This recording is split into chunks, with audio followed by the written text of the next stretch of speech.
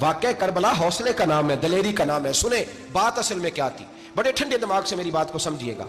حضرت مولا علی شیر خدا کے بعد مسلمانوں کے متفقہ امیر بنے تھے حضرت امیر معاویہ. انہیں امیر کس نے بنایا تھا؟ امام حسن نے. حضرت علی کے بڑے صاحبزادے حضرت امام حسن نے ان سے صلح کی، انہیں خلافت دی. اور صحیح بخاری میں نبی پاک نے فرمایا تھا میرا بیٹا حسن سردار ہے، جب مسلمانوں کی جماعتوں میں لہو بہہ جائے گا تو حسن ان کی صلح کرا دے گا. وہ صلح امام حسن نے کرائی، جناب امیر معاویہ امیر بن گئے. حضرت امیر معاویہ رضی اللہ تعالیٰ عنہ بڑا پیار کرتے تھے نبی پاک سے، بڑا احترام کرتے تھے حضور کے خاندان کا. ان کی جو اجتہادی خطائیں ہیں وہ اپنی جگہ پہ موجود ہیں. چونکہ امام حسن نے ان سے صلح کر لی، لہذا ہم بھی ان کے بارے میں کوئی جملہ کہنے کے مجاز، ہماری مجبوری امام حسن ہے.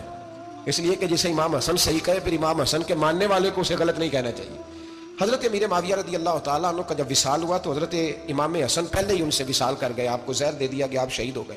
امام حسین موجود تھے. تو یزید کے بارے میں لوگوں نے کہا جناب امیر معاویہ سے کہ یہ ٹھیک ہے، مناسب ہے اور بہادر ہے، دلیر ہے، وہ جو ہوتے ہیں نا خوش آمدی ٹولہ. تو حضرت امیر معاویہ کے گرد بھی کچھ ایسے لوگ تھے، انہوں نے آپ سے کہا کہ یزید کو نامزد کر دیں. تو آپ نے یزید کو بلایا، حوالہ مجھ سے دیکھ لیجئے گا. بلا کے فرمایا کہ 3 بندوں کے سامنے اپنی خلافت پیش کرنا، اگر وہ تجھے مان جائیں تو امیر بن جانا، نہ مانے تو چپ کر کے گھر بیٹھ جانا. وہ 3 بندے کون ہیں؟ جناب عبداللہ ابن عباس، حضرت عبداللہ بن زبیر اور امام حسین رضی اللہ تعالیٰ. یہ وصیت فرمائی جناب امیر معاویہ. حضرت امام حسین کی وہ شخصیت تھی کہ مشکات میں حدیث ہے، نبی پاک صلی اللہ تعالیٰ علیہ وسلم کی چچی جناب ام فضل صبح صبح گھبرائی حضور کی بارگاہ میں آئیں، عرض کی یا رسول اللہ صلی اللہ علیہ وسلم آج میں نے عجیب خواب دیکھا ہے، میں ڈر گئی ہوں. حضور نے فرمایا چچی کیا دیکھا؟ عرض کی حضور میں نے دیکھا ہے کہ آپ کے وجود کا گوشت کا ایک ٹکڑا کٹ کے میری جھولی میں آ گیا ہے. حضور یہ کیا ہے؟ تو محبوب خواب سن کے مسکرائے، فرمایا چچی یہ پریشانی والا خواب نہیں، یہ تو خوشی والا خواب ہے. اللہ فاطمہ کو بیٹا عطا کرے گا اور وہ تیری گود میں کھیلا کرے گا. چونکہ وہ میرے وجود کا ٹکڑا ہوگا لہذا خواب تجھے یہ آئی ہے. تو امام حسین پیدا ہوئے، امام حسن کی عمر ابھی 11 مہینے تھی. تو نبی پاک نے امام حسین کو جناب ام فضل اپنی چچی کی گود میں دے دیا کہ فاطمہ کے لیے دونوں بچے سنبھالنا مشکل ہوگا. وہ خواب اس طرح پوری ہوئی. امام حسین سے حضور نے بڑا پیار کیا، بڑی محبت فرمائی نبی پاک سے. کچھ حدیثیں میں نے جمعے میں عرض کی تھی.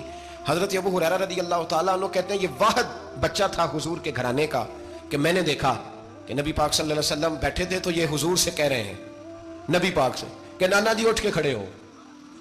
کہتے ہیں حضور کھڑے ہو گئے تو کہنے لگے میں نے آپ کے برابر جانا ہے. بچے جو مرضی ضد کر لیتے ہیں نا. قد چھوٹا تھا، عمر 7.5 سال تھی. کہنے لگے نانا میں نے برابر جانا ہے. تو نبی پاک صلی اللہ علیہ وسلم نے ہاتھ پکڑ لیے، فرمایا چل پھر ہو جا برابر. تو حضرت ابو ہریرہ کہتے ہیں انہوں نے حضور نے ہاتھ پکڑے، اوپر کھینچا تو امام حسین نے پہلے اپنے پیر حضور کے گھٹنوں پہ رکھے، پھر نبی پاک کے سینے پہ رکھے. اور جب ان کا قد سر تھوڑا سا حضور سے اونچا ہو گیا تو محبوب فرمانے لگے چل بس کر، تو نے تو کہا تھا آپ کے برابر ہونا ہے، تو اوپر نکل گیا ہے، چل بس کر. فرماتے ہیں پھر امام حسین نے زبان باہر نکالی تو محبوب ان کی زبان چوسنے لگے، پھر ساتھ لٹا لیا اور انہیں سونگنے لگے. تو میں نے عرض کی حضور آپ حسین کو سونگتے کیوں ہیں؟ تو فرمایا ابو ہریرہ مجھے حسین کے وجود سے جنت کی خوشبو آتی ہے، مجھے حسین کے وجود سے جنت کی. ایک دن حضور گزر رہے تھے. اصل اس طرح تھا کہ یہ نبی پاک کا حجرہ تھا. جن لوگوں کو اللہ نے مدینے کی زیارت کرائی ہے وہ جان سکتے ہیں نبی پاک کا حجرہ تھا. تو حضور کے حجرے کی اس جانب یعنی مسجد کی جو بالکل سیدھ ہے اس کی بیک میں سیدہ فاطمہ رہتی. تو حضور اکثر نہ نماز کے لیے جب نکلتے تو حضرت فاطمہ کے حجرے کے پاس سے ہو کر دوبارہ محراب میں جاتے. محبوب حجرے کے پاس سے گزرے تو امام حسین رو رہے تھے. تو حضرت فاطمہ نے کسی بات میں جھڑک دیا تو امام حسین رونے لگے. تو نبی پاک نماز کے لیے گئے تو واپس لوٹ آئے اور واپس تشریف لا کے کہا فاطمہ حسین کو کیا ہوا؟ عرض کی یا رسول اللہ تنگ کر رہے تھے میں نے ڈانٹ دیا ہے. کیا خوبصورت جملے ہیں حدیث پاک میں. سرکار نے فرمایا فاطمہ اس کو حسین کو نہ رونے نہ دیا کر، یہ جب روتا ہے نا تو میرے دل کو تکلیف ہوتی ہے. تو بی بی صاحبہ کہتے ہیں یہ حکم آیا نبی پاک کا میرے نام، پھر میں نے ڈانٹنا چھوڑ دیا. یہ ان کے فضائل تھے کم، ان کی تربیت خود نبی پاک نے فرمائی، خود ڈیوٹی. میں کسی منطق کا میں اب تو اللہ تعالیٰ معاف کرے، پہلے ہم لوگوں کو کہتے تھے فلانی مجلس میں نہ جانا فلانی، اب تو مصیبت بن گئی ہے، جانے کی ضرورت نہیں، ہر شے موبائل میں آ گئی. مجھے بھیجتے ہیں کہتے ہیں حضرت صاحب یہ ذرا سننا، یہ ذرا سننا. کل کراچی سے کچھ مہمان آ گئے اور بچوں نے وہ کلپ سنبھال کے یہ مولوی دیکھو کیا کہتا ہے. اب آیتیں پڑھی جا رہی ہیں قرآن پاک کی، اتنا ٹکڑا یہاں سے لیتے ہیں اتنا ٹکڑا یہاں سے لیتے ہیں اور ملا کے پتہ نہیں کون سا مکسچر بنا رہے ہیں. کسی آیت کا ترجمہ نہیں، کوئی واضح حدیث نہیں. ایسے ہوا ہوگا پھر اس کو اس سے جوڑ لیں تو کیا بنتا ہے، اتنی جمع کر لیں. یہ کون سا دین ہے جو توڑ مروڑ کے بیان کر رہے ہیں؟ کون سا مذہب ہے؟ دین تو واضح کھلی کتاب ہے. اب ہمارا یہ شوق ہے، ہم ہر تماشا دیکھنا چاہتے ہیں، ہم اپنے لوگوں کی قدر نہیں کرتے اور بڑی بڑی دور جا کے ہم غلط معاملات میں جاتے ہیں، پھر ذہن ہمارے شکوک کا شکار ہوتے ہیں. ہمیں سمجھنا چاہیے کوئی ایسی کسی دلیل کی ضرورت نہیں ہے. جب ان کے واضح چیزیں ان کی کتابیں میں موجود ہے، حدیث میں موجود ہے، قرآن مجید میں ان کے فضائل کھول کے موجود ہے، تو دور جانے کی کیا ضرورت؟ حضور ان کی ٹریننگ کراتے تھے. پہلی بات تو یہ ہے کہ نبی پاک نے دعا مانگی تھی، یا اللہ میرے گھر والوں کو زیادہ روزی نہ دینا، انہیں ایک وقت روٹی دینا، ایک وقت کی بھوک دینا. یہ جو 10 دن کربلا میں انہیں ٹینشن نہیں نہ ہوئی، انہیں عادت تھی فاقہ کرنے کی، انہیں 3 دن وصلی روزے رکھنے کی عادت تھی. پہلی بات. دوسرا یہ کہ جہاد کی تربیت حضور خود کراتے تھے. حضرت فاطمہ زہرا کہتی میں پردے کے پیچھے دیکھ رہی تھی، نبی پاک نے امام حسن اور حسین سے فرمایا چلو میرے سامنے کشتی لڑو.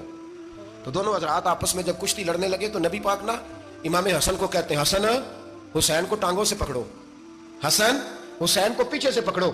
جب نبی پاک بار بار امام حسن کو بتا رہے تھے تو سیدہ پیچھے سے بول پڑی، کہنے لگی یا رسول اللہ آپ چھوٹے کو بتائے، آپ بڑے کو بتا رہے ہیں. بڑا تو پہلے 11 مہینے بڑا ہے، تو آپ چھوٹے کو بتائے بڑے کو بتا رہے. تو فرمایا فاطمہ تو چپ کرنا، جو میں دیکھ رہا ہوں تو نہیں نہ دیکھ رہی، ایک کو میں بتا رہا ہوں دوسرے کو جبریل امین بتا رہے ہیں. ظہر کی نماز کا وقت ہوا تو حضرت علی اکبر امام حسین کے بڑے صاحبزادے انہوں نے اذان ظہر پڑھی تو حور بن یزید کے لشکر نے امام حسین کے پیچھے نماز ادا کی. کہا بھئی تم مقابلے میں آئے ہو نماز پیچھے پڑھتے ہو؟ کہا حضور مقابلہ تو تلواروں سے کر رہے ہیں پر ہمارا دل تو مانتا ہے نا کہ مصطفیٰ کا نواسہ بڑی شان والا ہے. حر بن یزید نے 3 نمازیں لشکر سمیت امام حسین کے پیچھے پڑھی ہیں، 3 نمازیں ظہر اثر اور مغرب. پھر امام حسین کے سامنے شرائط پیش کی کہ آپ کو یہاں گھیر لیا گیا ہے، یہاں آپ بیعت کریں گے، یہاں آپ جنگ کریں گے، 2 ہی باتیں.